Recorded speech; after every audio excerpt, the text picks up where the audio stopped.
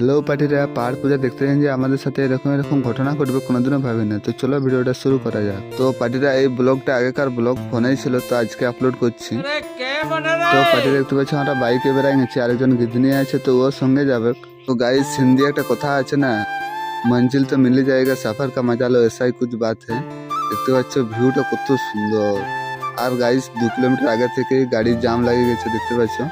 4 চাকা not allow, সব হাঁটি হাঁটি যাচ্ছে, বাইকগুলো শুধু এলাও করেছে।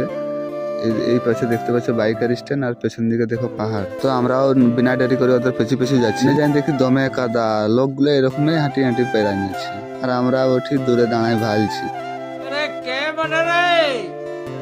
বাড়িতে আমরা এখন দেখতে পাচ্ছ পাহাড়ে উঠছি।